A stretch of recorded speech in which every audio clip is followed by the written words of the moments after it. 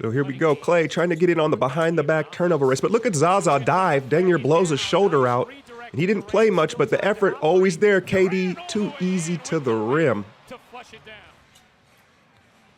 And here, I don't know if you guys know that Roy Hibbert, he wound up in Charlotte. He still has bricks for hands and has basketball ED.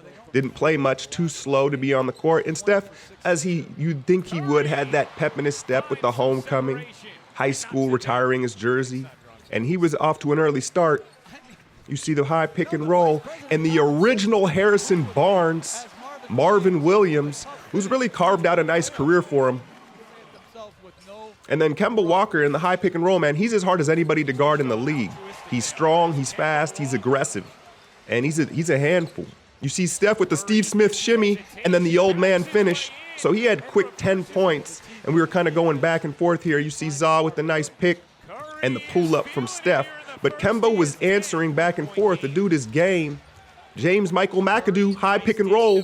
And this was the most minutes we've seen from Mac in a meaningful game ever. You see Spencer Hawes with the block, and Frank the Tank, he's going to go coast to coast. Hell no. So I don't know, Steve Clifford, why I don't think you can play Hawes and Frank Kaminsky at the same time. You see him here getting lost and giving up the layup. I think you're really stressed to play both those guys at the same time, and Kaminsky had an awful game to go along with that schnoz. And then this was probably the prettiest sequence of the night. Look at the ball movement here. Draymond loves the risky pass. And then McAdoo, right place, right time, yet again. And then Ramon Sessions, McAdoo meets him at the rim. He protected the rim, and he guarded the pick and roll very well. Very impressed with Maca. I'm not going to call him doo-doo. Clay, corner three ball. Frank gets switched out, the step back three. You don't usually see Clay do it off the dribble like that, and these boys love that. And then P-Mac played in place of Ian Clark, and he was very aggressive. You see him get to the rim right there. I don't know if there's anything wrong with Ian Clark, but P-Mac got the nod. Here he is, Steph, look at the gravity, easy floater over Batum.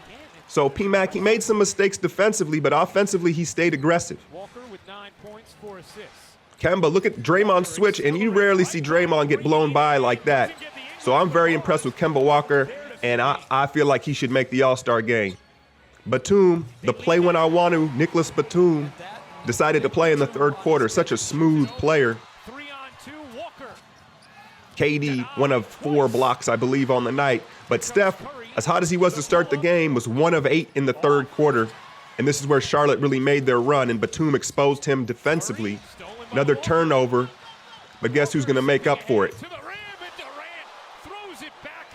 This time, the rhythm dribble. Oh, Frank on skates. How many times does his ankles get broken in one game? Curry hits the three, and now we're back in it. And great defense from Iguodala. He came in and he just looked fresh. It was one of those games where it looked like young Ig. Look at him dive to the floor, and then Draymond, mouse in the house, gets to the line. He should have finished that. Draymond actually missed both those free throws. It continues to be a problem, but he protects the rim. And you know he's going to let Haas and his man bun know about that.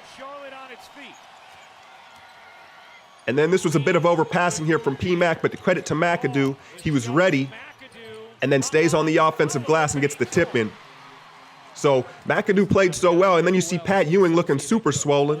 Too much jerk chicken, Pat. Fourth quarter, look at this dime.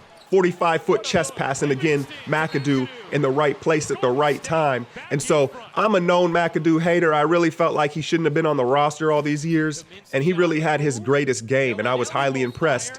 You see Bellinelli with the terrible flop on the three. They said that he's next to Jamal Crawford. He's the next best guy at doing this. Clay gets teed up, and this wouldn't be the last. Bellinelli gets him again here.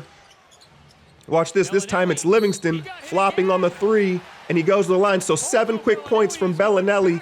KD, realizing how the referees are calling the game, is like, all right, well, I'm going to put my head down and I'm going to go to the rim. Y'all going to call it. Y'all going to put some respect on my name if you giving Bellinelli the call. And KD really took over in the fourth quarter.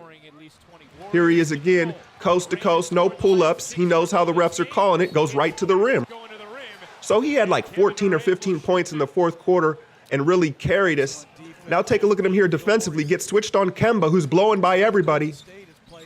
Not KD. Look at him move the hips and then challenge the shot.